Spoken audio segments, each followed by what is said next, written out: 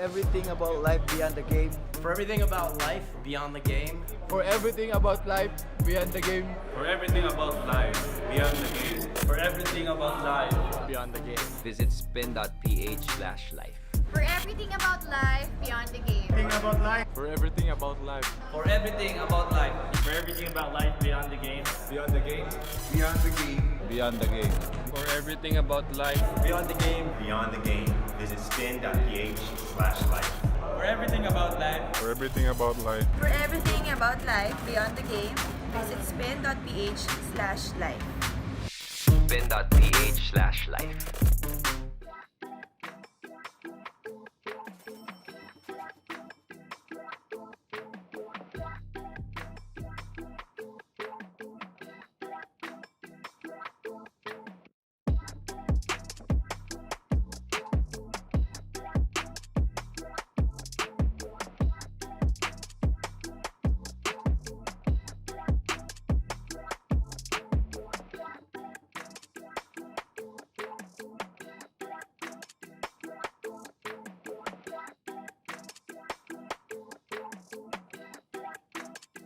Hello, hello everyone. Welcome po sa isa namang episode ng Spin Zoom In. So medyo back-to-back episodes po tayo ngayon, no? Lagari dito sa Spin ngayon. Kagabi, nakausap po natin si Sir Mark Pingris. So kung di nyo pa napanood, please check it out on the Spin.PH and Spin Life Facebook pages. But for this episode of Spin Zoom In, isa na namang aspeto ng sports ang pag-usapan natin, which is sports memorabilia na medyo mainit-init na topic rin ngayon, lalo na ngayong pandemya na some people, if you've noticed sa mga Facebook pages nyo, baka sumasabog rin na nagpo-post na sila ng kanilang mga collection. And we're here now with Hall of Fame Authentics, no, to talk about that. But before that, introduce ko muna yung Spin team na mag-host ng episode na to. So ako po si Leo Mangubat, Associate Editor ng Spin Life. And joining me is Sir Carlos Sacamos. Sir Carl? Hi sir, good afternoon. Good afternoon to everyone, especially our readers. We'll be talking about yung mga passionate mga pag-uusapan natin yung mga passionate to sa may mga hobby sila but they turn their passions into a business. So it's interesting to learn about them and learn about their business and how that can inspire us and our fellow readers. So yun, excited na ako at sana excited na rin ang readers natin. Sir Leo. Nice. And of course, joining us is also Spin Life's young star reporter, si Kate Reyes, no? Okay. Editorial assistant ng Spin Life. So ayan, dito naman tayo sa younger perspective since yung mga ka-age ko dyan. Tama mo magsalita. Yung mga ka-age ko dyan, naghahanap rin kami syempre ng kung saan ba pwede mag-invest lalo at nagsisimula pa lang. So this would be an interesting discussion for all ages. Okay, yun. Yes. Thanks, Kate. And for everyone tuning in, again, kung may mga tanong kayo for our guests, just leave a comment on our wherever you're watching, whether Facebook or YouTube. Kami na po magbabasa on air. And yeah, and yes, please follow Spin in at SPIN.PH sa Spin.PH sa Facebook or Spin Life sa Facebook rin. Tapos meron rin po kaming Instagram page at Spin.PH and on YouTube, of course, Spin.PH rin po. So ayun, without further ado, let us bring in our two guests. So they are the founders of Hall of Fame Authentics, no? So isa po tong sports memorabilia company, and I'd like to bring on board first. I'll introduce Mr. Ron Uy. So Ron, kamusta? Hello. Hey Leo, thanks for having us here. I hope we can satisfy the questions of your readers and viewers today. Yeah, thanks for giving the time for Spin.PH to have this show, no? And joining Mr. Ron is Stephen Songko. Stephen? Yeah, good afternoon. Hi guys. Hello. Good to have you guys on board, no? I think there's a third partner dapat. Sorry. Unfortunately, I don't think he was able to make it. Pero yan, I think we'll have a good discussion naman about HOFA, no? So, I guess Unang tanong ko, si Sir Ruben Terrado, isa sa mga reporter namin sa SPIN.PH, nag-attend siya ng opening ng inyong company, no? There was a press launch, you had it in a gallery noong 2018, this was 3 years ago, di ba? And isa sa mga kwento niyo sa kanya, Mr. Ron, was that yung very first na collectible na binili niyo was a Kobe Bryant signed na basketball. So, wow, syempre mind-blowing yun kaagad. Kaso, peke yung signature, no? So, can you tell us about that? That is a very good start, no, sa inyong collecting story. So, can you tell us more about that? Yeah. So back in the day, first time ako nagpasok ng sports memorabilia collecting, authenticated sports memorabilia collecting is back in 2009, no? So ito siya actually. Ito yung bola na yon. I still have it. Talaga eh. Of course. I mean, syempre ito yung talagang nagsimula sa akin. Binili ko siya sa eBay. It's an online parang auction house. And then pinadala ko pa siya sa relatives ko sa US bago nila pinadala sa akin. And the reason why I bought this, no, kasi before I was really a big sneakerhead. So talaga lahat ng mga releases ng Nike sa Kobe shoes, talagang pinipilahan ko yan. So nung nagpunta si Kobe ng Manila noong 2007, nag-camp out ako ng matagal dun sa may Nike BGC para may good spot ako na makita ko si Kobe, nagdala ako ng jersey just in case na lumapit siya, mapapirma ako. Pero syempre, yung access talaga sa mga athlete na yan, sobrang hirap eh. Hindi siya basta-basta. So, kahit ang aga ko nagpila almost a day or a day and a half in advance, no? Nagtambay lang kami ng pinsan ko doon. Walang nangyari. So, after nun appearance niya sa store dun sa BGC, sa High Street, dumiretso kami sa Ultra. And then dun sa Ultra, nag-exhibition si Kobe, and then nung patapos na yung show, he took out mga siguro, I'm not sure, 8 or 10 balls, and then pinirmahan niya, and then binato niya sa crowd. So yung mga crowd, tuwang-tuwa. Ako rin, shit, sana makakuha ako. But then yun, wala. Wasn't lucky. So, nung pag-uwi ko sa bahay, syempre, I spent bigo. Sobrang bigo. So, sabi ko, bahala na. Bili na lang ako sa eBay. So, nung binili ko siya, after ayun, dumating, peke nga. I mean, actually, hindi ko naman alam na peke siya at the start. Syempre, sobrang proud ako, dinidisplay ko sa FB ko no, na, oh shit, may signed ball ako, ganyan, idol ko yan. Oo, di ba? So, may isang friend ako sa FB, I don't remember who, pero sinabi niya sa akin na ayaw kita awayin na, pero parang feel ko hindi legit yung bola mo kasi like yung signature and stuff. So, doon ko na-realize na, no? I mean, if you look at kasi yung signature ni Kobe, tingnan pa zoom in. Yan. Tingnan mo yung K niya, and then yung O. Diba? Sobrang, I mean, if for an untrained eye, you would think that this is legit, but then, if I show you something that's authentic, I have something here, talagang makikita mo yung difference eh. Tsaka the mere fact na yan, bola na yan kasi walang certification. So doon pa lang, alam mo nang hindi siya totoo. Yung difference talaga, malaki. Yun. So parang, ito kasi, going back, when you buy something, you have to make sure na pag upper deck, si Kobe kasi he's just signed with 2 companies. In his career, it's Upper Deck tsaka Panini. He did some signings with another company back when he was a rookie, pero hindi siya ganun parang hindi siya ganun ka trusted kasi hindi masyadong kilala yung company. So mga nag-authenticate lang nun, mga third party authenticators, which is mas siya eh. They don't witness, hindi nila sinusubaybayan na pinipirmahan ni Kobe yung actual item. Kumbaga, padala mo lang sa kanila and then pag-aaralan nila yung signature kung consistent ba sa signature ni Kobe. But then, yun nga, you're not sure if it's talagang the real deal. Like this. Yeah. It comes with like a hologram, and then the hologram, meron din siyang like a certificate like this na it should match yung hologram and in description. Okay. That's for Kobe's case, like Upper Deck and Panini. Pag Panini, ganyan yung certificate niya. Parang ganon. So, yun nga, I mean, this ball, kahit sabi mo ng, even the Pero ball ano itself yung is feeling in mo very nun, poor condition. Ron, na parang, di ba, nabigo ka na nga, hindi ka nakakuha ng bola nung pagbisita ni Kobe rito. Tapos nalaman mo pala na yung hawak mo epeke. I mean, medyo Yeah. double whammy yun sa inyo. Yes, for sure. But then, sa ganun kasi, I don't know. Siguro kasi I'm just such a big Laker fan ever since bata ako. Naalala ko kasi yung dad ko yung nagpasok sa akin as being a Laker fan.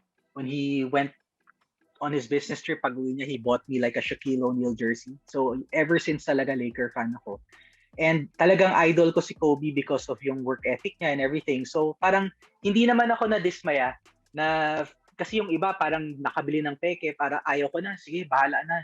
This is something I don't want to keep doing. But then ako parang mas nag-burn yung fire ko na hindi, gusto ko ng something talagang legit na nahawakan ni Kobe, na pirmahan niya, na alam ko na may connection sa akin yung player. So, instead of being discouraged, nag-research ako na, teka, paano ba talaga? Sino ba talaga yung mga companies na talagang pagtitiwalaan ko pag bibili ako ng authentic na memorabilia?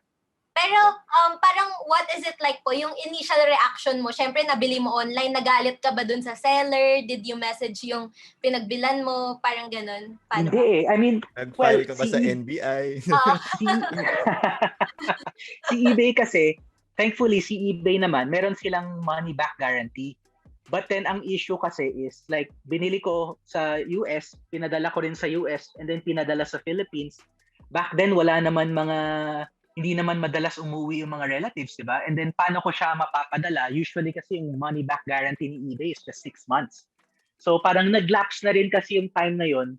Tsaka ako nalaman na fake pala yung ball na nabili ko. So parang usually, if you can find out immediately, I mean, you can contest and then you can send back the item to the seller and then re-refund ka ng eBay. But then, wala nag-pass na sa akin. So parang, of course, yun nga, nalungkot ako. But then, Mamba mentality na lang.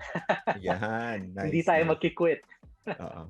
Stephen, may ganun ka rin bang storya? I mean, ano yung napaso ka rin ba, kumbaga, nung sa collecting journey mo? Meron, pero hindi siya signed item eh. So, I bought a dead stock na brand new na Concords na Jordan 11. So, something like this na ganyan. So, bumili ako. Tapos pagdating sa eBay ko din nabili. Pagbalik sa akin, yun nga, fake. Tapos nga, sabi nga ni Ron na may money back guarantee. So, ako naman, in my experience, sinend back ko naman dun sa seller, which is binigay naman niya yung refund back sa akin. So, yun yung sa akin. But with signed, parang wala pa naman akong horror story sa signed memorabilia. Swerte kayo ba? Swerte pala kayo, Stephen. Oo. Pero yeah, I mean, from you, siguro, nagsimula ka nga with the J11 na concourse. Can you walk us through your collection? Ano bang meron sa'yo ngayon? I see meron kang signed na, or may jersey ka ni His Ernest sa likod nyo, sa background. Yeah, since yun nga, I started as a sneakerhead, as everyone naman. So, puro Jordan ako. So, favorite shoe ko nga yung Jordan 11. And then, ito yung personal pair ko eh. So, meron akong size 11 na Jordan 11. Ngayon, I was thinking, pwede ko ba itong pasign kay Jordan? So, nag-research ako. So, I bump into, meron sila kasing send-in program before wherein yung personal item mo, pwede mo i-send sa States. And then, babayaran mo si Michael Jordan ng signing fee. Which is, I paid him $1,250. So, mga more or less 50 to 60,000 pesos. This was back in 2013. So, may inflation na Okay. Yeah. So, dapat, di ba, papadala mo yung both pairs, di ba? So, ginawa ko, pinadala ko lang yung isang pair. Kasi kapag hindi ko naman kilala yung person eh. So, pag na-scam ako, at least, parehong shoe, walang value, di ba? So, pinadala ko isang pair. So, like, after mga 2 months, bumalik siya, may signature na siya ni Jordan. So, yun din. Meron ding upper Nakakilabot, sir. So, yun yung start ko ng story. And then, yun nga. So, since Chicago Bulls fan ako 95-96, kaya, siyempre, J11, yun yung suot niya, diba, nung time na yun. Tapos, pinstripe. So, doon ako nag-concentrate specifically lang sa 95-96 na Chicago Bulls na team. And yun ang star pieces ngayon sa collection niyo? Yes, yun lang talaga. Actually, I guess similar to Kate, no? Ano yung feeling? Kasi ako, hinawakan mo lang, pinakita mo lang sa Zoom screen, sa computer ko lang nakikita, tapos signature ni Michael Jordan. Medyo kinilabutan ako na parang, wow, di ba? Jordan himself, touch that shoe. Ganun. Ano yung feeling para sa'yo as a collector? Syempre, like, kumbaga parang for me, parang they speak to me. Parang pag nakikita ko sila, parang may connection eh. Lalo na ito, like, di ba, parang pinasign mo talaga yung personal pair mo. Pinirmahan niya. It's not something that you bought like from a store na signed already. Kumbaga parang special siya na para siyang like your own t-shirt binigay mo. Kasi size 11 to, ito mismo yung size ng shoes ko. So pinirmahan niya. So it's really special. And seeing my other collections na parang syempre yung journey mo of like acquiring them, it's not naman something that easy. So kumbaga parang you really search for them. Kumbaga parang may mga opportunity na dumating na biglang nagkaroon ng may nagbebenta. Kumbaga, iba talaga iba eh. Kumbaga, parang the piece really speaks to you na parang, you get me. Parang ganon. I don't know. Okay. Gets. Sir, at this point, so bali clarify ko lang, first signed mo yan, yung pair of J's mo? Yes. So, very, sa'yo, no, very full circle on your end kasi nga, sneakerhead ka, tapos own pair mo pa yung napasign mo. So, ang ganda nung nakita mo. Pero at this point, what's your favorite memorabilia na meron ka, yung personal? Ano yung favorite mo? Yan pa rin ba? Yung basketball na nirmahan niya. As you can see from the signature, what can you see? It's signed by full name, di ba? Michael Jeffron. Ito kasi wala. Okay. Like Michael Alas ng mata mo, Sir Carl. So meron siyang both two signatures or more? No. Nag-sign lang siya ng full name niya, 23 pieces with this basketball. So mas mahal yan. Yeah, and I got the number 23. 23/23 yung 20. Wow, okay. Ang ganda. Wow, nice. Yeah. So Okay. si Ron, thank you Ron for the assist. Siya yung nagsabi sa akin na may nagbebenta niya. Sabi niya, uy bud, may nagbebenta nito. Sabi niya, full name, bilhin mo na. Paano? So, Okay. but Sinadya he mo did ba yun? Sinadya mo ba yung 23rd piece? Or like, luck na lang? Yun na yung last. Sobrang luck lang talaga. Sobrang luck lang talaga. Nung yun talaga yung binenta, binili ko na agad. Kumbaga, pag may mga rare na ganyan, I mean, kung ano yung asking nila, just pay it. Kasi some other people might get it, diba? Kumbaga, hindi lang naman Philippines yung nakatingin dun eh. Worldwide eh, diba? So when something that's like for sale, talagang bilhin mo na talaga. So yan yung most priced collection ko ngayon. Yung full name niya na ball. Okay. Ano yan, sir? Pwede malaman. Ito na. I don't know. I don't know, a million, 1 point something like that. Wow. That's how much you bought it for? Over a million? No. I mean, how much did you buy it? I bought it 2018, di ba Ron? I bought it for $3,300. 150. So, mga landed ko siguro mga 180,000. 180,000. So when if you're gonna sell it, ganun ang value niyan, over 1 million. If I'm going to sell it. Malaking if yun. Yes, I'm not gonna sell it. Ron, kayo naman, Stephen, of course, talked about the GOAT, no? And his love for the Bulls. Kayo, Lakers, di ba? Lakers. And yun. So, what are your prized pieces naman sa collection niyo? Well, ako kasi, being a Laker fan, I have, or at least I try to get talaga something signed by all the Laker players. Yun yung pinaka-goal ko. I mean, it doesn't have to be like all memorabilia kasi hindi naman lahat ng players are, marketable enough to have signed sports memorabilia. So, pagka ganon, binibili ko rin yung mga signed sports cards. Basta makompleto ko lang sila. I have all the Laker legends. Sila Wilt, Kareem, Magic, Elgin, Jerry West, James Worthy, Pau, Shaq. Pero talagang iba yung impact sa akin ni Kobe kasi siguro I grew up watching him. Yes, Parang And Generation then, natin, oo. oo, tsaka iba kasi siya eh. Like, I mean, that's the one thing that you rarely see people being so tough. Like, nakita mo yung speech ni Vanessa na even if he's injured, he just wants to play because what about the fans who saved up to watch him just that one time, diba? So parang he's really known for being super tough guy and, you know, inspirational talaga siya eh, na you just have to keep working hard on everything you do. So for me, it's my game use pair of Kobe's Nike Zoom Kobe 7s. So bonus pa yon as a Laker fan. It was a pair na actually hindi ko alam na along laban siya nung in-order ko siya sa friend ko sa States back in the day. But then luckily I got the pair na gamit niya against the Big Three Celtics versus si KG, Allen Pierce, tsaka si Rondo. Yun. So talagang and they won nung game na yan. So talagang Naka-acrylic siya ngayon, I guess. Yeah, naka-glass case siya. Naka-glass. Okay, Naka-glass glass. case Okay. siya. Yeah. Yeah. Wow. Okay. O yun. Actually, yun na nga. I was talking to Big Boy Cheng before. Tapos parang sabi nga niya, yung kinikwento niya yung kanyang collector's journey. And I like the phrase he used to describe yung eBay dati. Wild West yan ng collecting eh. yung pag pumupunta nga eBay, talagang wild yon. Pero ngayon, you guys, together with your third partner, set up Hall of Fame Authentics noong 2018 to, I guess, ano yung naging objectives nyo doon? Na transitioning from personal collectors to suddenly turning this into a business. What was the journey there? Ano yung mga motivation nyo? Ano yung mga rason nyo kung ba't nyo tinayo? Well, talagang si masasabi ko lang si Tep talaga pasimuno niyan.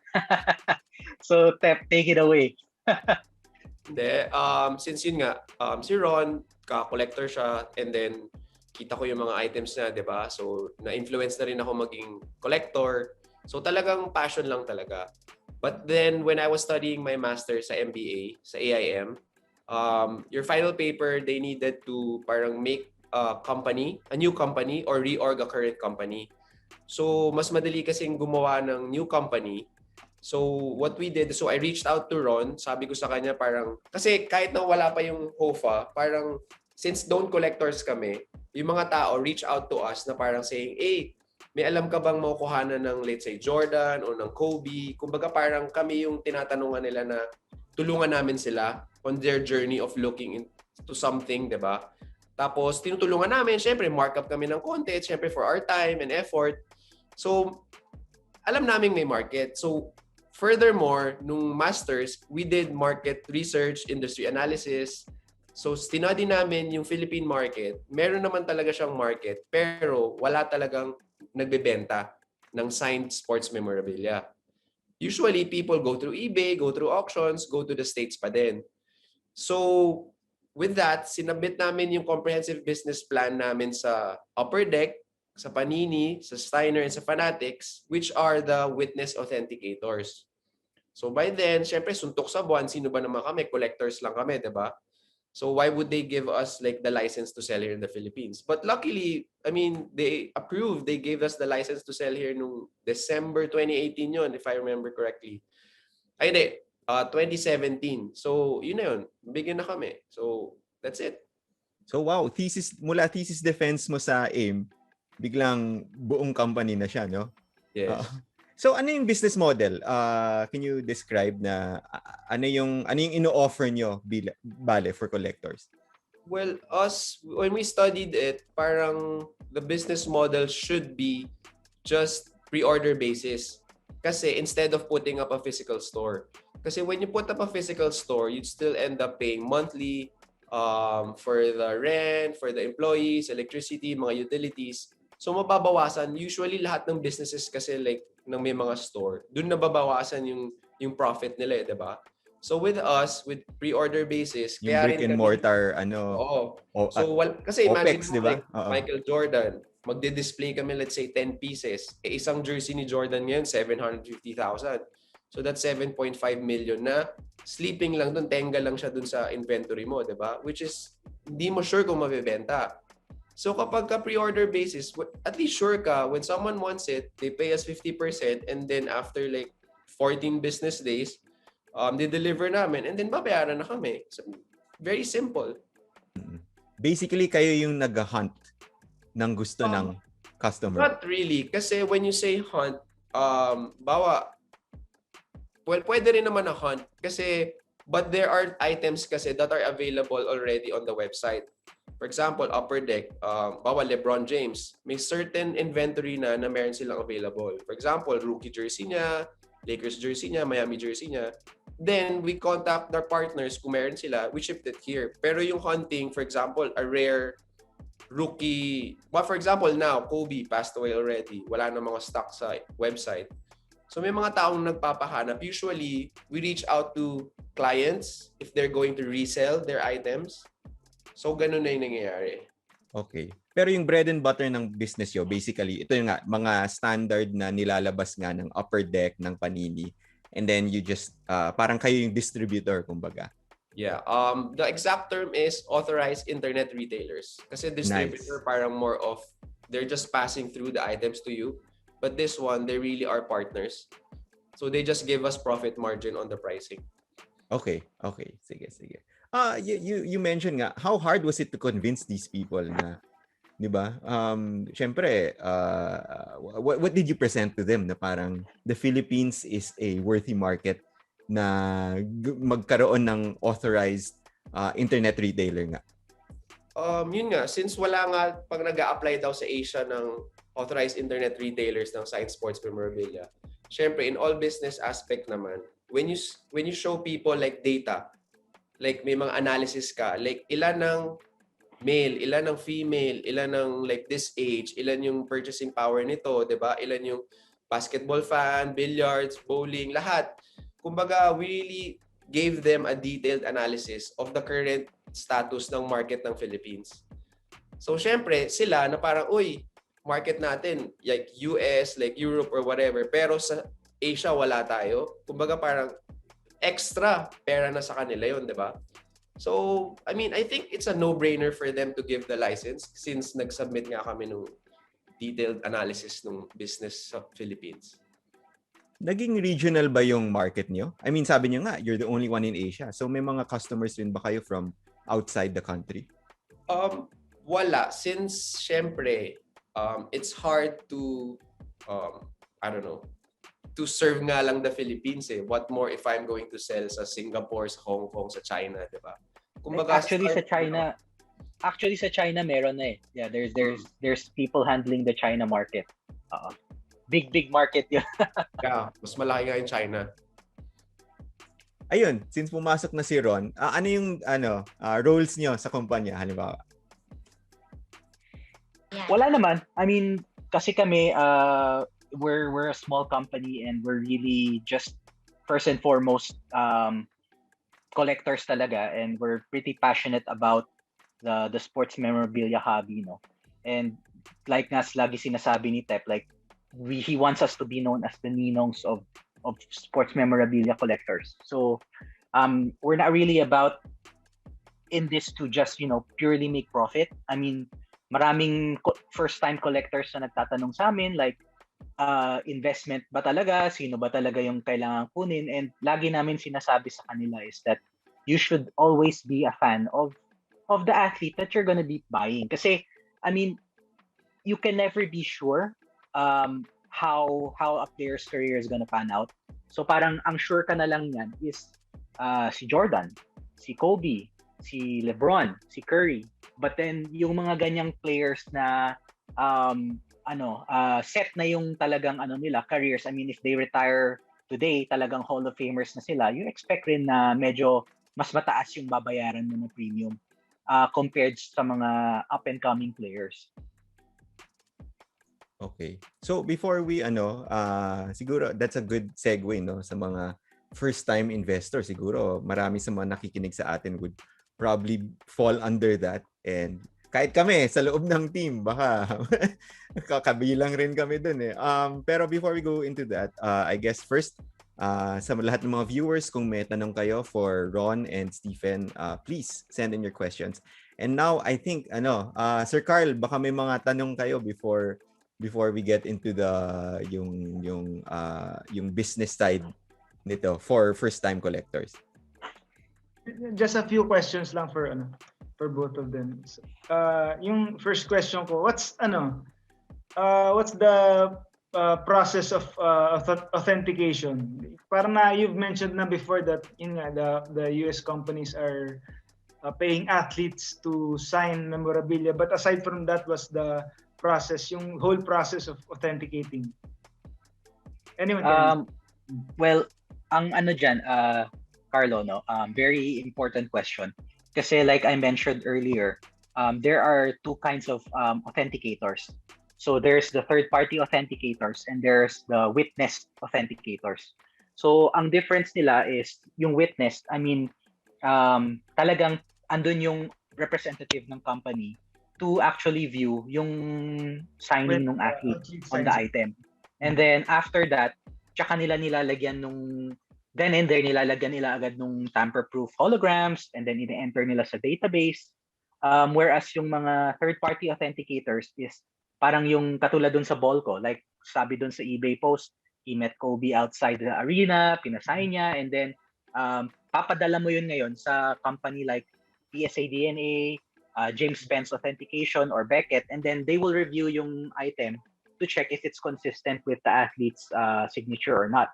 But then, ang ano namin dyan lagi ni Tep is, bakit ka pa gagastos kasi even yung mga third-party authenticators na yan, I mean, hindi rin naman mura yung item. Like for a Kobe Bryant jersey ngayon na he passed away na, even the third-party authenticators, pumapalo din ng 150 to 200,000 pesos yung signed jersey ni Kobe on the eBay market.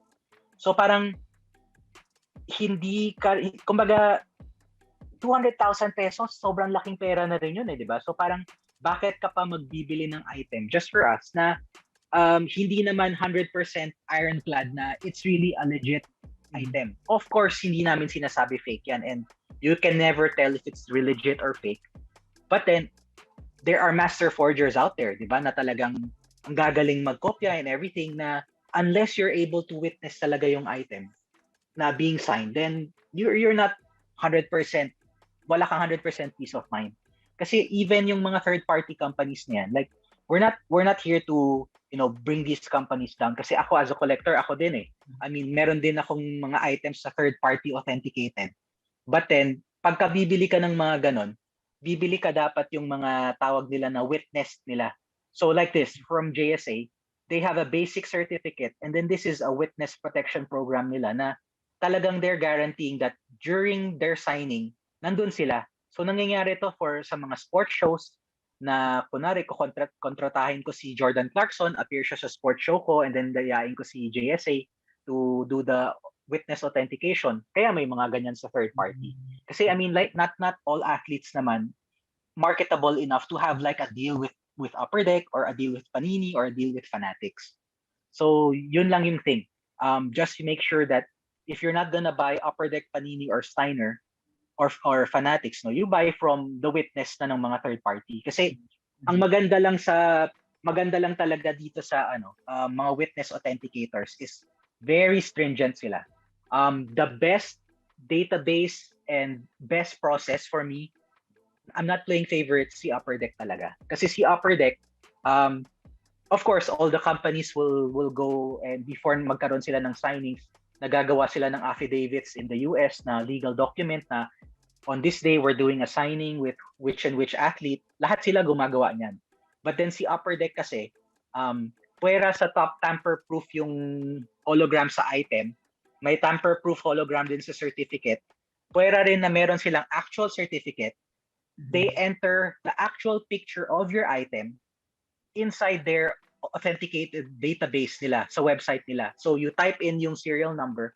I don't know if you can see. But then may serial number kasi to.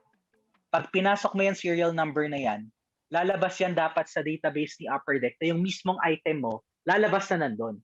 So, kumbaga, as a collector ka, very peace of mind na talagang imposibleng mapeke mo na yan kasi it's your actual item eh.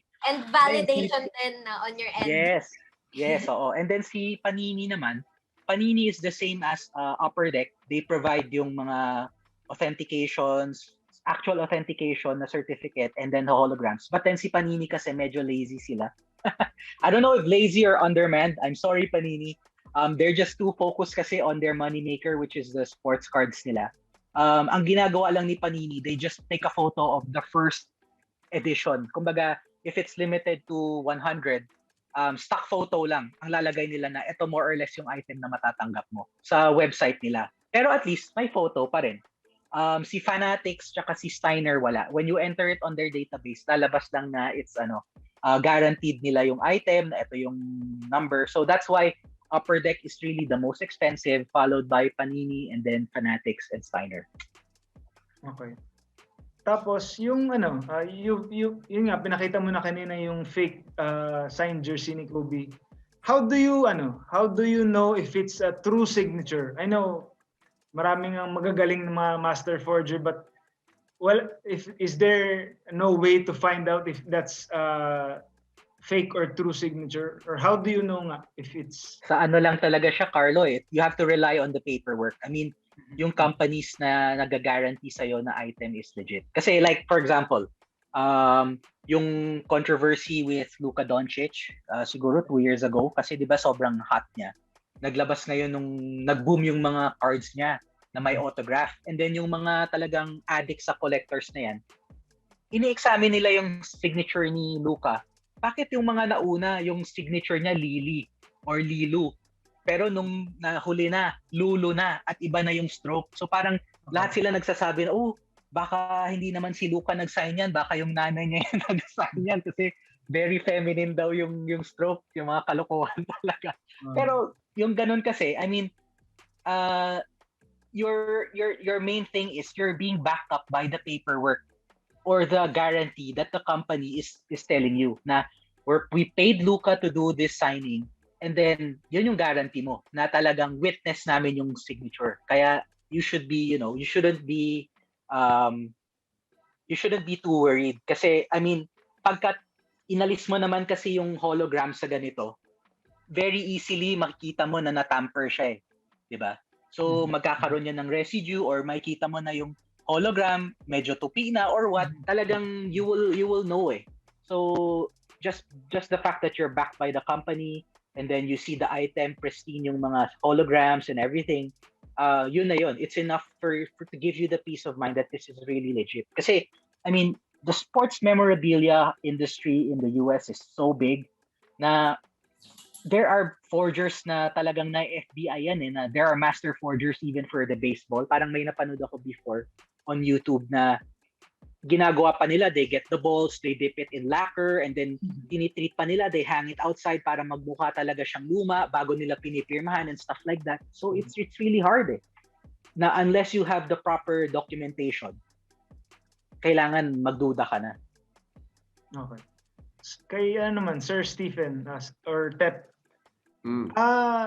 Yun nga, you mentioned what if your collections na you paid almost 200,000 nga, di ba, for your Concords. Paano mo ba malalaman kung how do you price a certain memorabilia? Do you have an idea how to price it? There are two ways kasi. One is if it's currently still available sa website, for example, Upper Deck, so may basis ng market value. Example, jersey ni Jordan, nandun sa website, 750,000. So you have a 750,000 if you have the same item. Diba? But if it's like sold out na, wala na. As in, wala siya sa website, wala siya sa ganyan. I mean, siguro, recent sold nung item na yon. Doon may compare. Well, parang sa cards, diba? Recent sold nung items na yon. Or kung halimbawa, let's say, ikaw lang yung meron talagang ganun. I mean, you dictate what price it is, diba? Unless someone paid for it, yun yung magiging talagang value niya.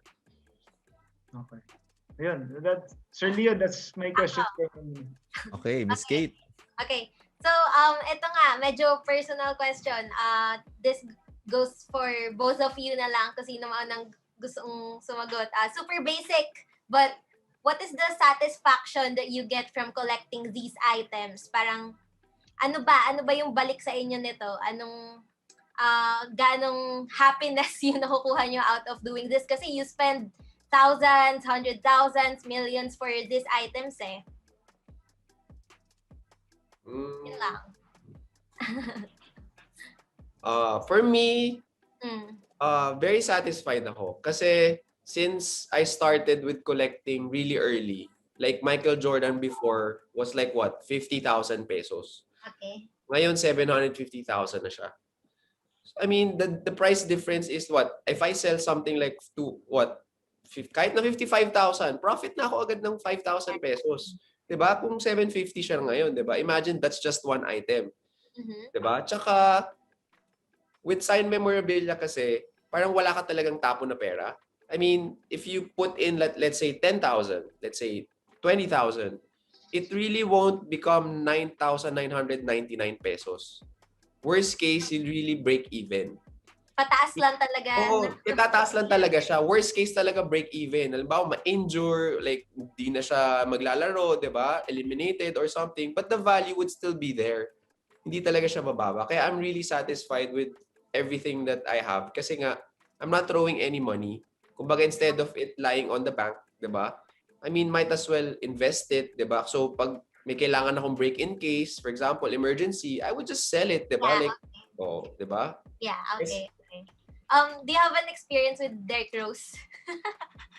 Ikaw personal, sir. Yeah, exactly yung brother ko, fan siya ni Derrick Rose. Mm. So, bumili siya ng jersey. So, magkano bili niya sa jersey? Mura lang eh. Pero hanggang ngayon, yun nga yung sabi nga namin, what advice can we give to like potential investors or starting na collecting? You really have to be a fan.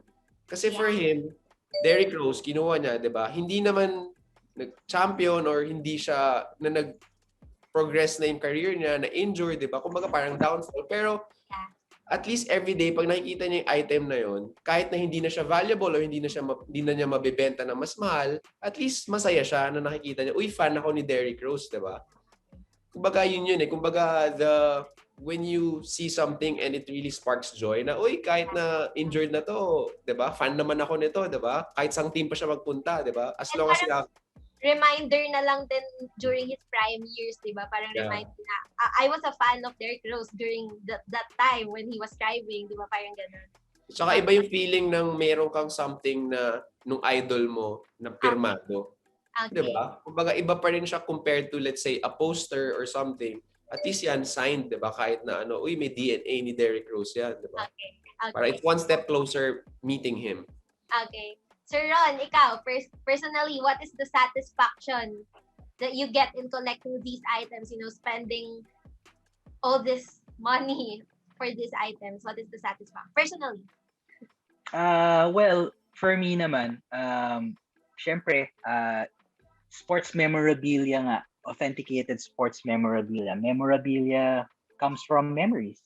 Yeah. Diba? So, for me, like ako, I've been collecting for such a long time and hindi naman ako yung like basta lang collector na kukompletohin ko lahat ng mga meron si Kobe na items or lahat ng Lakers. For me, I really pick out the pieces na for me na very memorable in his career na it speaks to me na items. Like ako pinaka-favorite ko talaga yung nag-ano siya when he tore his Achilles and he still got up on his own power and then made those 2 free throws and then walked out on his own power, Lalo na yung game na yan, that was sobrang high expectations kami ng Lakers nung season na yon.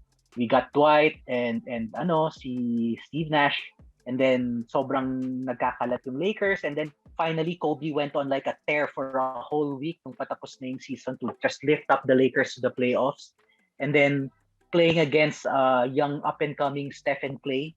Tapos talagang if you watch that game, you see talaga yung emotions talagang binigay ni Kobe lahat dun sa laro na yon. And then for a 34-year-old, he was really coming up big each and every time. So for me, when you see kasi yung mga certain items na ganyan, I instantly flashback or transported to the moment na ginawa ni Kobe yun and then naaalala ko na, oh wow, how did he do that? How was he able to do that? Parang I wanna hold on to that moment forever. So parang for me it's not about really the value. Kasi like ako rin naman, I mean, ito back here, it's a Lonzo Ball Big Baller brand signed na shoe.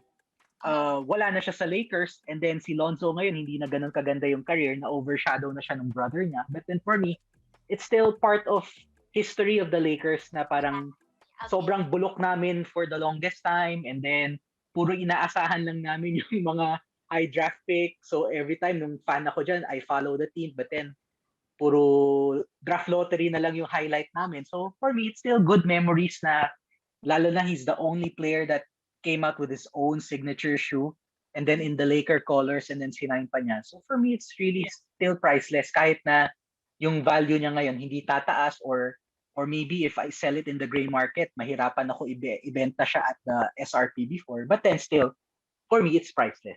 Yun yung talaga. Okay. Last question. For any of you na lang. Parang, syempre, in this memorabilia world, parang you built a whole different community eh.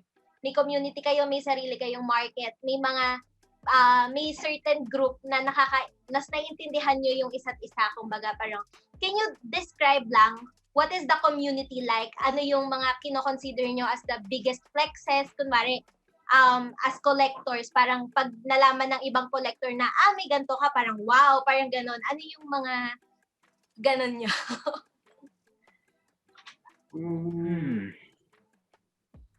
Hirap pa.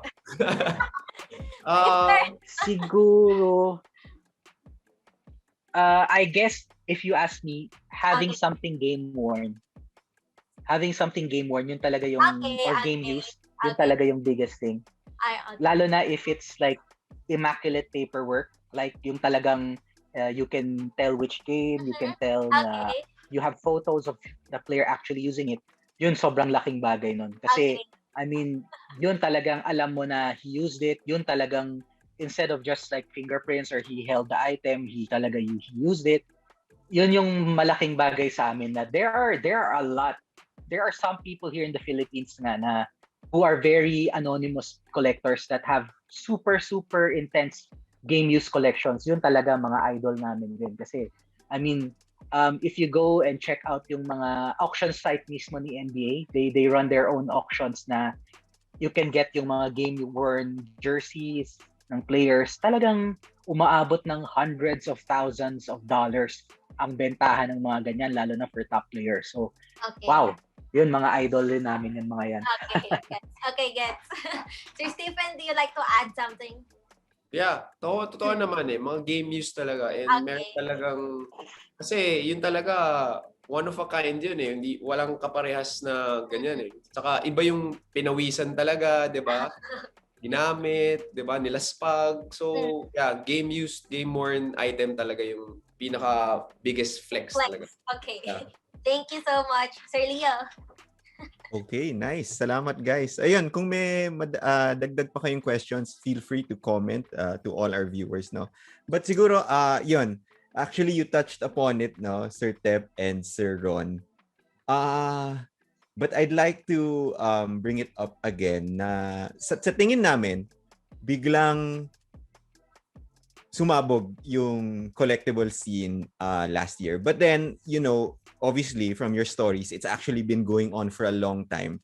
But sa tingin namin biglang sumabog siya in terms of social media, in terms of yung mga box breaks, in terms of biglang may top shot. So, what do you think has changed in the collectible scene or collectibles market mula nung nagsimula yung pandemya?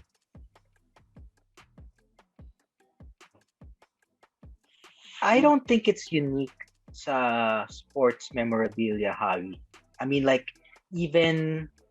recently my sister-in-law just got engaged. So parang magkakaroon sila nung Chinese engagement, and then one of the customs is to actually buy a watch na bibigay mo sa betrothed mo, no?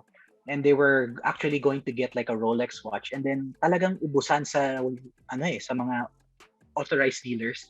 I mean, even yung mga hindi dati mabenta na mga date just lang, ubusan din eh. So I'm thinking because the people now can't travel, and then everyone's so afraid to eat out and everything, everyone's stuck at home. I think even if masabi mo na mahina yung negosyo, the economy is down, yung mga people na may kaya talaga, they have like a nest egg na they still want to get something to at least alleviate yung boredom or alleviate the sadness na nadadala ng pandemic. So for us, doon namin nakita na talagang nag-increase yung not just sports memorabilia but yung mga other luxury items. Lalo na kasi the stock market is going down. So parang people are looking for alternative means of investing their money. Kasi I mean, like gaya nga nung sabi ni Ted before, magkano lang yung autograph SRP ni Jordan. And now, ngayon, 15,000 to 18,000 for a limited jersey na ang ano niya, price niya, 'di ba? So parang doon pa lang ang laki ng growth eh. And then nung nag-pass away si Kobe, like dati yung mga prices niya 50,000 pesos to as high as ngayon na mabebenta mo yung 50,000 easily ng 300,000. On the low end pa yon for like a Panini jersey. So parang talagang nakita ng tao na it's really something that you can invest your money in. And then ano pa doon is na-enjoy mo yung item kasi you can display it in your home. Kaya ako, for me, parang mas hindi ako sold sa mga NFTs like the Top Shot kasi although it's something cool and then people are getting into it, parang for me, I still feel like unless it's something that you can hold on to, parang ang hirap na masabi mo na memorabilia siya eh. Kasi paano kung nawala yung internet mo? Hindi mo na ma-access yung Top Shot mo or something, right? Or nawalan ka ng kuryente. But then if you have something that's physical that you display it in your home, 'di ba? Yeah. It's really something na magiging heirloom na yan ng family mo until, kasi like if you go to the Basketball Hall of Fame, makita mo yung mga used sneakers nila Will Chamberlain nandun pa, 'di ba? So talagang these items are heirlooms na that really appreciate in value. I think there's something to be said nga na kahit itong Zoom interview natin, yung ni-bring up nyo, pinapakita nyo sa camera na ito yung signature, ito yung hologram, and using NFT siguro that might be a bit hard, I guess. Siguro hindi sa generational thing, no? But I kind of get where you're coming from also, no? For Sir Step, has the growth of the industry exceeded yung mga projections mo nung una kang nag-submit ng thesis sa AIM? Well, especially with the current pandemic, we didn't expect that the market would be like this. Na would still be buying. We were thinking na syempre pandemic, nagtitipid yung mga tao. Wala nang bibili. Kumbaga parang business mo talaga, all the business is down. Well, but luckily, yun nga, since parang pansin ko nung pandemic, yung mga tao they know what they want. Parang mas hindi sila distracted sa madaming bagay. So kumbaga parang alam nila na parang, I want a Curry jersey, a blue or a yellow or something like this. And then yun nga, since kami nga lang yung nagbebenta, they reach out to us na parang, ito yung kailangan namin, di ba, meron ba kayo? So kumbaga parang ang naging issue pa namin nung pandemic is how to bring all those items from States to Philippines. Nagkaroon ng time ng parang, I think, nung total lockdown last year, naipit lahat, di ba? Naipit yung shipment talaga namin, kasi naipon. Tapos kami na yung nag-worry na baka nawawala na or something, di ba? So, logistics problem yung nangyari.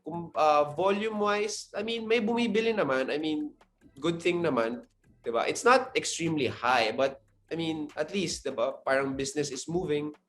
Okay naman. Okay, ito very business reporter question mula sa aming Facebook page, no? So maybe Tep, you could take this. So sports memorabilia, billion-dollar industry siya in the US. Some put it at $5 million growth annually. Based on the projections that you presented before and what you're seeing now, how big is it in the Philippines? Projection? How would you estimate yung parang current size ng sports memorabilia market dito sa Pilipinas? Well, before we started HOFA, there's really based on our research, there's really a market but they don't know where to buy and who to trust. But since pagpasok ng HOFA, dumadami na yung collectors kasi kumbaga mas reachable, kumbaga parang mas kilala. Well, although they could still buy directly from the website and stuff, pero syempre you'll encounter problems with logistics. I mean, you won't know, like syempre credit card mo or something, 'di ba? Kumbaga parang there's still doubt na darating ba yung item. Kumbaga at least, bawa ikaw kasi buyer, iba pa rin yung someone that you know or hindi naman know, pero parang may kilala ka, oy, eto siya yung nagbebenta ng ganyan. Kumbaga parang may someone liable. It's not just someone on the internet that you emailed, you swiped your card, di ba?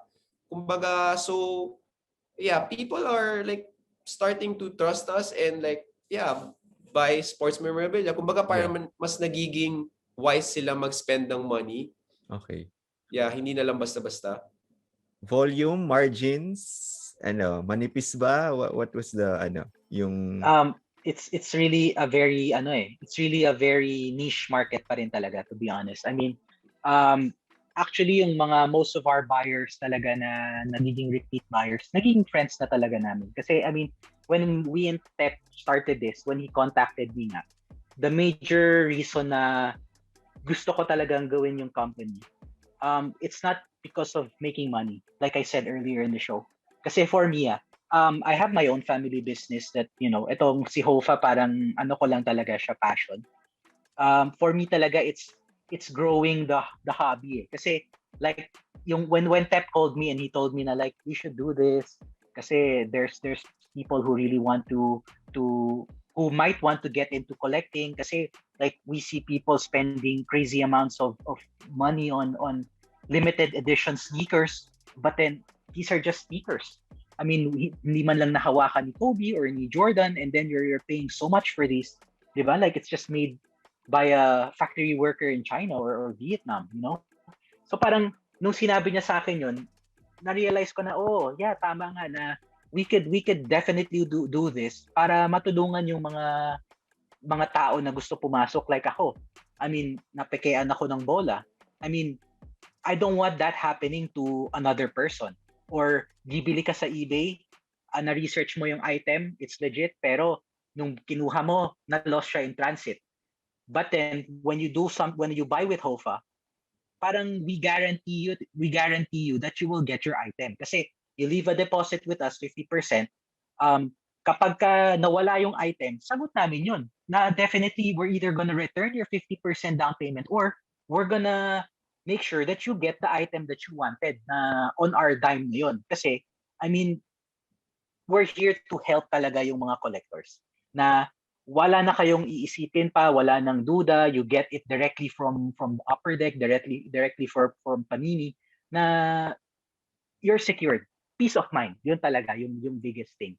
So, most of our collector friends now na bumibili, sila pa rin. I mean, we're not getting too many new collectors kasi it's really something niche pa rin. But then, we're glad na the people that we do get, nagiging talagang avid collectors sila, that they keep purchasing again. And then, yung mga group of friends nila, naiengganyo na rin na mag-collect. So parang, for us, growing the hobby is really the fun of it. Na you get to meet your friends, you get to talk about, the insane collections. Like, syempre, even na maaga kami pumasok ni Tep, na mura pa, still, if you think about it, ang laki na rin ng nagastos namin sa collections namin. Diba na, like, although sasabihin mo na nag-i-increase talaga yung price, my wife keeps telling me na, ano sinasabi mo sa akin, di mo naman bebenta yan. Saan yung pera? Saan yung increase? Wala naman, diba?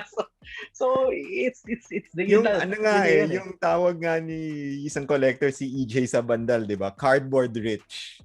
Di ba? Yeah, oo. Yeah. On paper, di ba? Ang dami mong hawak yeah. na basketball card, pero hindi naman niya ibebenta kanyang LeBron James basketball card collection, di ba? That's true.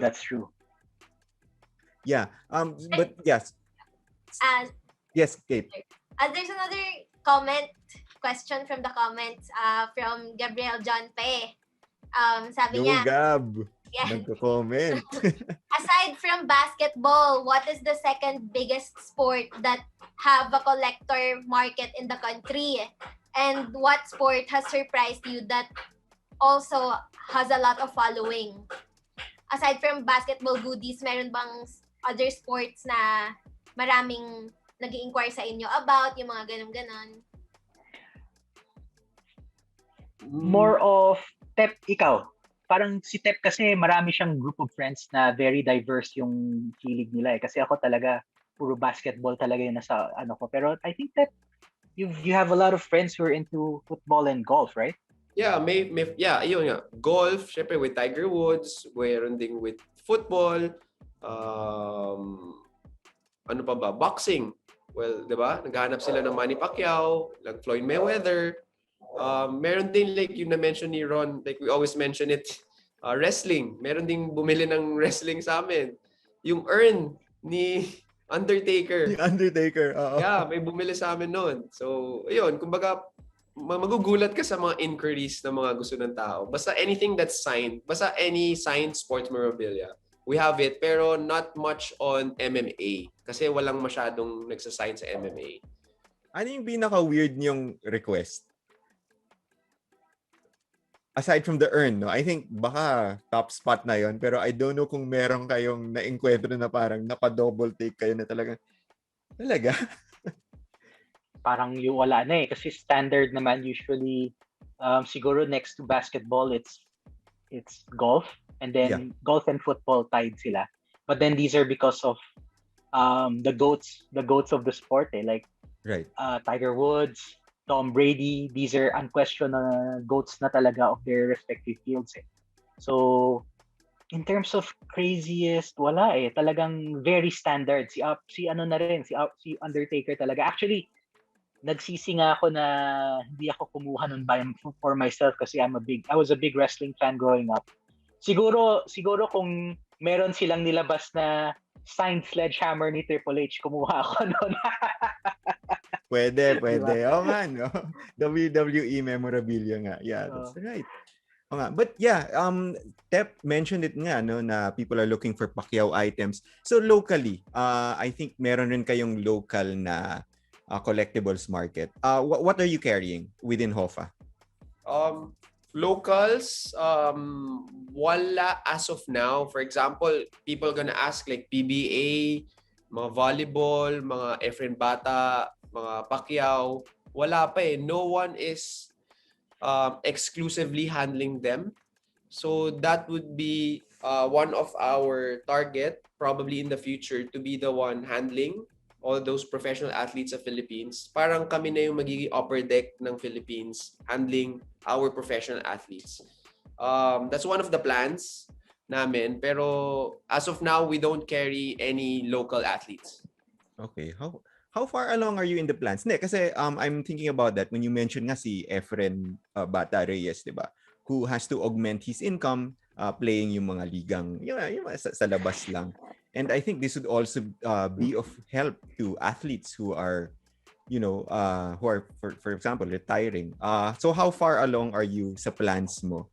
Sa plans niyo on that, yung integrating local athletes into this?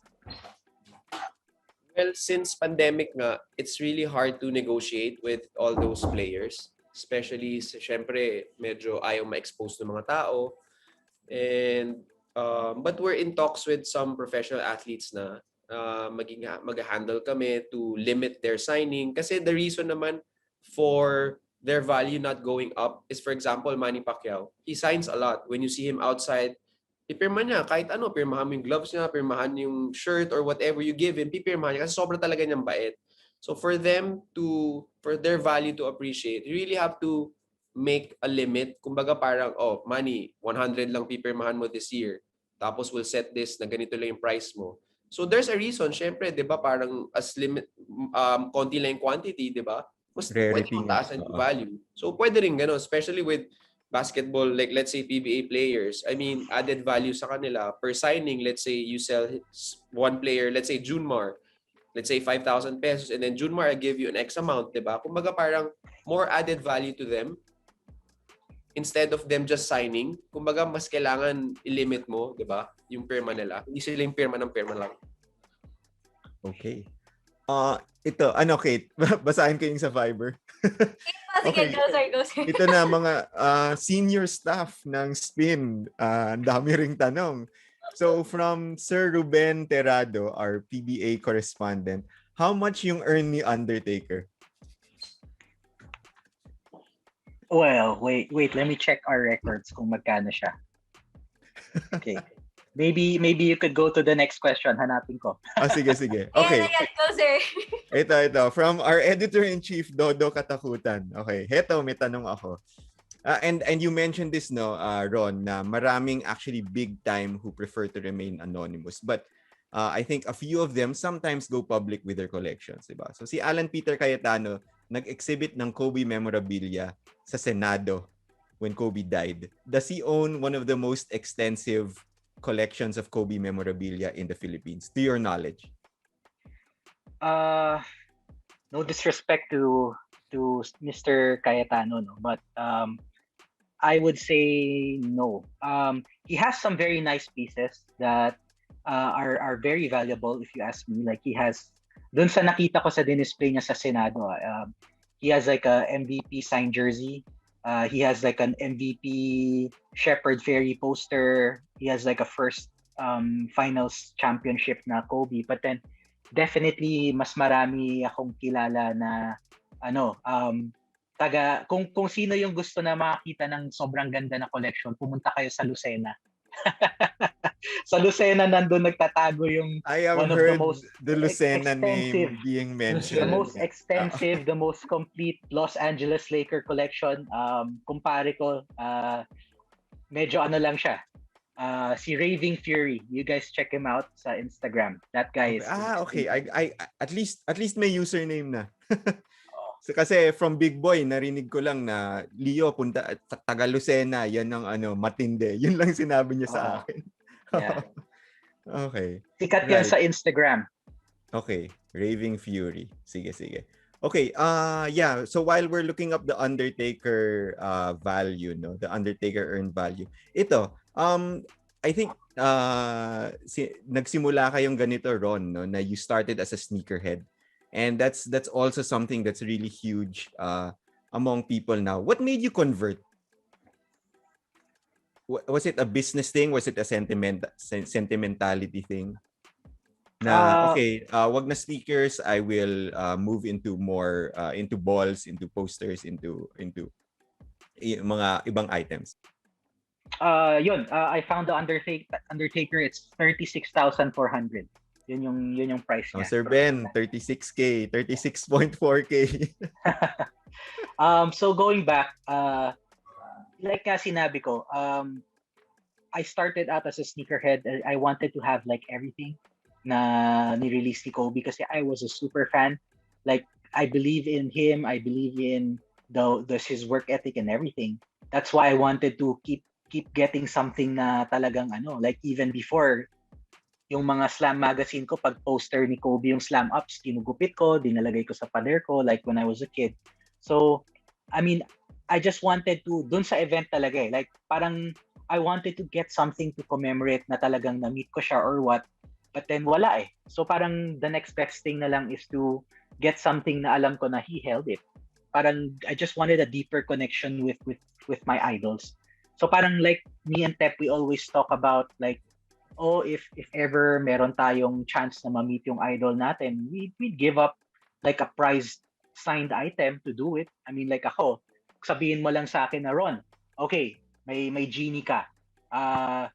Mawala lahat ng collection mo pero buhayin ko si Kobe. For me, that's a yes. I mean, I would do that for him. Like or nung time na yun na buhay siya, Ron, yung game worn na sneaker mo, trade tayo pero papamit ko sa'yo si Kobe, mag-dinner kayo or what. I would do that. I mean, kasi it's about creating yung memory and then parang siguro that's why a lot of people like to travel kasi they create memories in their life. So for me, I mean, I'm not really a big travel guy, so just to meet yung just to have a connection with my idol, yun talaga, it's what made me get over the hump and actually do something na mag-collect. So nung time na yun, I mean, I wasn't even thinking about increasing values, di ba? Parang who knew na magpa-pop yung market na ganyan, na tataas at tataas, di ba?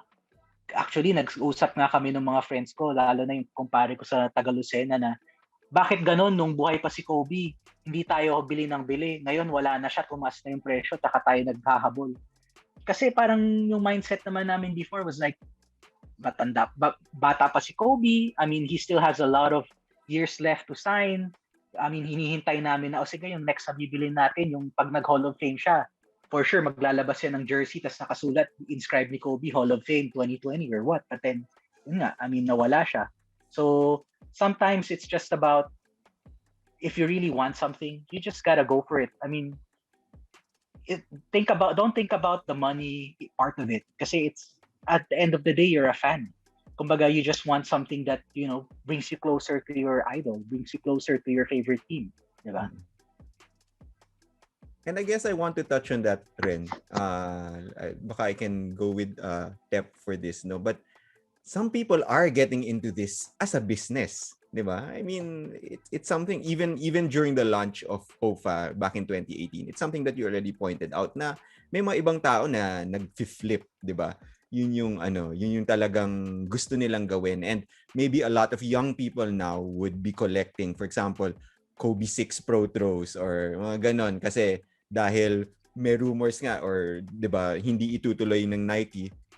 So they're asking, so what is your advice for these people who are probably not fans but are looking into it as a business? What would you tell them? You mentioned yung mga may Kobe na Pro Throw na ganyan, 'di ba? One of the parang hugot din, that's why we started HOFA, is because yun nga, when start sneakers, 'di ba? Pero parang naisip ko, I'm paying, let's say, Jordan 11 Concords. I'm paying way above retail. Retail niya is what, like 8,000. And then, how much are you going to pay for it? 20, 25,000. So I'm thinking, magkano lang naman ginawa yung sapatos? Let's say, kung 8,000, ginawa siya what? 3,000, 4,000 pesos? Then why would I pay 20,000 pesos? So, kumbaga, back then, let's say, Jordan, 50,000. Konti na lang, savings ko, meron na akong signed Jordan. So, why would I spend my shoe, 'di ba? Like doon sa shoes, pag binili mo siya, hindi naman siya mag-appreciate ng what, times 10? Like hindi naman magiging 200k yung Concords ko, 'di ba? So, kumbaga, yun din yung reason kaya ako nag-switch sa signed memorabilia kasi nga, yun nga, wala kang tapon sa money mo. At the same time, yung value, 'di ba? Kumbaga, yun nga, kung fan ka, 'di ba? Kumbaga mas lalo kang mag-i-enjoy, hindi man siya mag-pan out sa career niya, mag-champion, pero at least happy ka na at least a part of your idol or a part of that athlete is beside you or nasa bahay mo, nakikita mo, di ba? So, yun. Yes, Sir Carl. Yeah, follow up lang about dun sa parang you talked about the value, sir. How can you measure the increase in value in the future? Kunyari, when it does increase in the future, di ba? Siyempre, at the start, mas mababa pa. But how can you, how can you measure the increase in value in the future? Well, historically, I would just, let's say, to plainly describe it lang. For example, with Michael Jordan, yun nga, 2013, $1,250. Let's say 60,000 pesos. 2015, naging $2,500 siya. And then, nag-$3,500 siya. And then, $8,000 siya. Tapos, ngayon, nasa $15,000 siya. So, kumbaga, really, meron talaga siyang increase every year. So, hindi naman siya mangyayari na 15 ngayon. Tapos, next year, magiging 12 na siya. There's no reason na magde-depreciate siya. Tsaka, yun nga, nag-express na talaga, like, for example, with Michael Jordan na, parang ayaw na niyang pumirma. Kumbaga before, let's say, a year, pumipirma siya 1,000 pieces. Ngayon, pipirma na lang siya 100. Siyempre, with COVID, ayaw niyang expose sa labas, ayaw niyang, di ba, humawak ng kung ano-ano. Tsaka, billionaire na siya. Siyempre, gusto niya yung value ng signature niya mas mataas, di ba? So, lesser signature na siya. So, really, value-wise, yun, isa pa, nag-a-add din yung, siyempre, mga accolades, mga career achievements nila, pag nag-6-man ka, nag-champion ka, nag-MVP ka. So, yun din yung mga reason kaya nagtumataas yung mga value. So, kung pipiliin ka, let's say, Luka, di ba? Pwede siyang mag-MVP, pwede siyang mag-champion. So, yun yung mga parang one reason on choosing kung sino yung player na pwede mong investan or something na pwedeng mag-increase yung value nila. But who sets the increase? Parang may basis ba kayo or who sets the price increase of any memorabilia? Well, nagsaset, for example nga, Upper Deck, sila yung nagsasabi ng, Jordan last year sabi natin 400,000 o this year maging 800,000 na siya. Siyempre, they have their reasons. Kumbaga parang mataas na yung contract na hiningi ni Michael Jordan. Siyempre, may inflation rate tayo. Siyempre, the value really has to go up the inflation rate. So, hindi naman siya pwedeng stagnant. Kumbaga, this year, 100,000. Next year, 100,000 din siya. Siyempre, may inflation. So, really, kailangan din talagang tumaas ng mga values. What's the most expensive memorabilia you have right now? For sale sa Kofa? For sale? Yeah. I think it's the floor. Which one? Really? Yung Jordan na game use floor. Talaga ba? Isn't the Muhammad Ali, Tiger Woods, Michael Jordan poster or the 15 signature ni Michael Jordan, yung UNC? Parang $100,000? Guys, kung naghahanap kayo ng malapit na yung sweldo. Ito na yung mga recommendation nila. Hindi, parang I'm not sure sa pinaka-expensive. Pero check mo nga Ron, it's not the floor. It's not ba? I mean, And while searching, what's the most expensive that you've sold? Oh yeah, it's bro, it's the triple signed na Muhammad Ali, Michael Jordan and Tiger Woods. 100,000 ba? $45,000. $45,000. Yeah. Wow. Limited to 100 pieces. Triple signed kasi nung 3 goats. Wow, okay. Yeah. Most expensive daw, bud? Bagay sa kwarto mo sa likod. Most expensive, actually we don't count it as a sale kasi all the proceeds went to charity. So parang naging charity na nung namin, client. Nag-donate siya sa I Promise School ni LeBron sa Ohio. And then part of that donation is he got one of the, 'di ba, game use shoe. 2 yan eh. So nangyari, isa nasa kanya and then yung isa naka-display sa sa school ni LeBron and then nandun yung pangalan niya naka-plaque. Yun. So that was I think that's the most expensive na dumaan sa amin, but then wala kaming profit doon. It's all talagang charity. Okay, before we wrap up with our last Sir Carl, meron pa kayong pahabol na tanong? Ano ba? Siguro na lang. What do you tell fans who may not afford hundreds of thousands of pesos to start but they want to invest in sports memorabilia? Aside from yun nga, na advice namin always is choose kung sinong fan ka muna. Look at the players na undervalued. Like, for me, the undervalued player is Steph Curry. He's a 3-time champ, greatest shooter. Pero magkano lang yung value niya? 30,000-40,000 pesos. 'Di ba? I mean, champion na siya and everything. Giannis also, 'di ba? 2-time MVP, hindi pa nag-champion, pero magkano lang din siya? Around that range lang, 30,000-40,000, 'di ba? So, there are some pieces naman na 100,000 na agad, 'di ba? Kumbaga parang meron namang Steph Curry na poster, na may Giannis na poster, may Giannis na ball. There's always different price points with different kinds of items. Not naman mahal na siya agad eh. Tsaka we offer also layaway plans, installment plans. So it's not always naman you have to cash out talaga na lahat naman ng amount na yun. Thank you, sir. Miss Kate, kayo ba? May final question kayo? Okay na ako. Okay na. Okay, ako may final question ako. Tep, Ron, halimbawa, back to zero uli yung collection nyo today. Who in this year's rookie class or at least kahit second year yung i-investan nyo? And I think pinag-uusapan natin before we tuned in na meron isa dito na medyo tuwang-tuwa na yung Clippers is now, not not proceeding on. So yeah, who among the young, if you were to put your money on the young up and comers dito sa NBA, who would it be?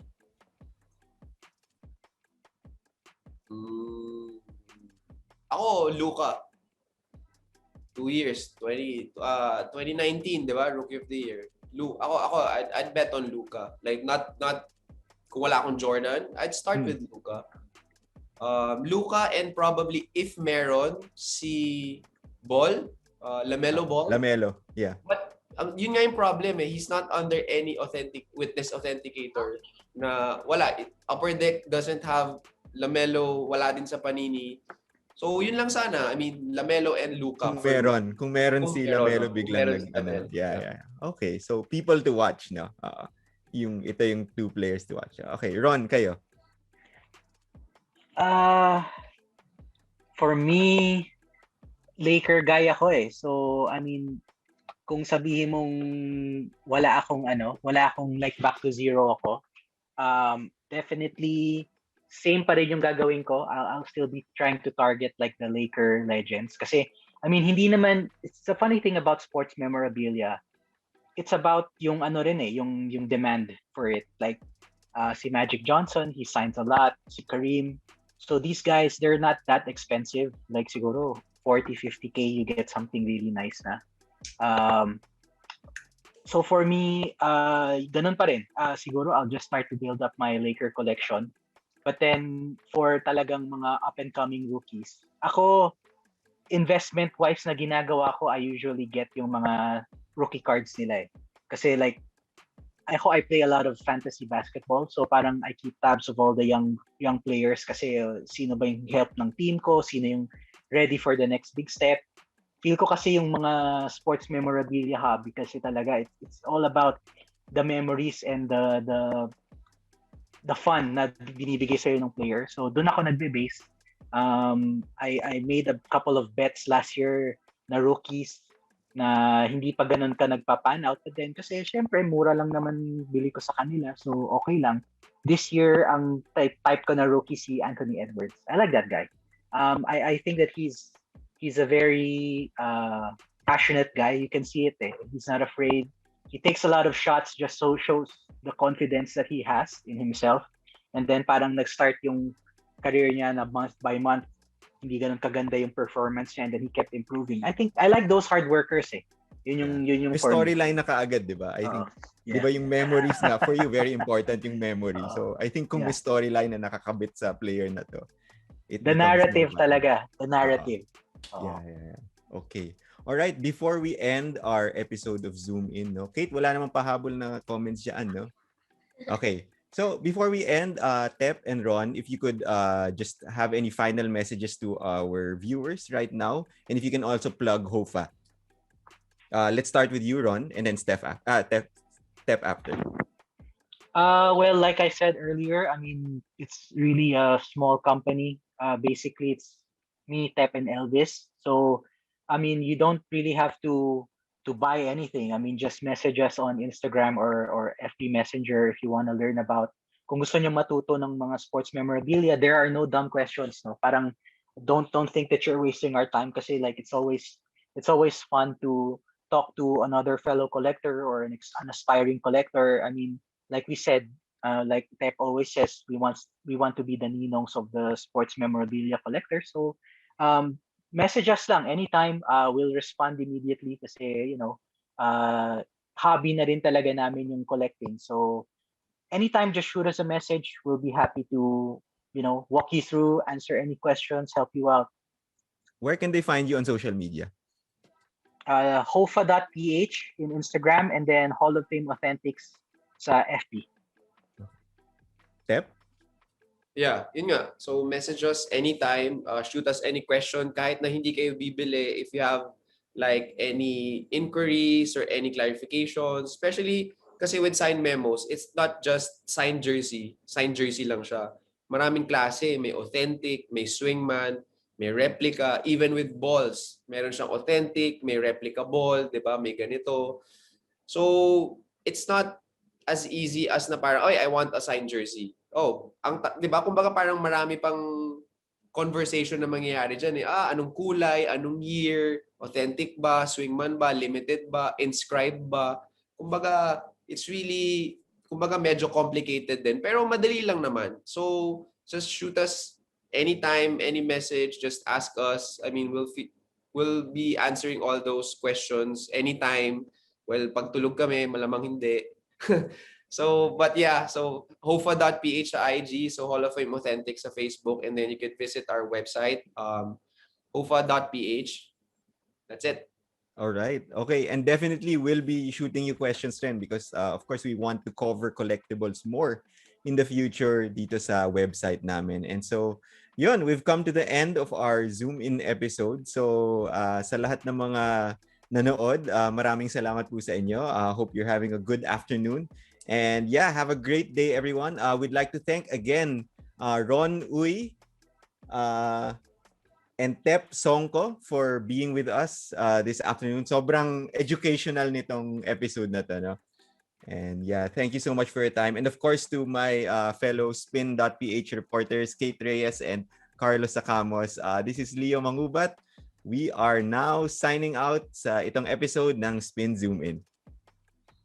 Don't forget to subscribe to our YouTube pala. channel, our Facebook pages, like and subscribe, ganun. And follow our website. Just visit our website for news updates. Yun lang. Thank you, Kate. na nakaligtaan ko. Thank you, guys. Have a great day, everyone. Thank you. For everything about life beyond the game. For everything about life beyond the game. For everything about life beyond the game. For everything about life beyond the game. For everything about life Beyond the game. Visit spin.ph/life. For everything about life beyond the game. For everything about life. For everything about life. For everything about life beyond the game. Beyond the game. Beyond the game. Beyond the game. For everything about life. Beyond the game. Beyond the game. Visit spin.ph/life. For everything about life. For everything about life. For everything about life beyond the game, visit spin.ph/life. Spin.ph/life.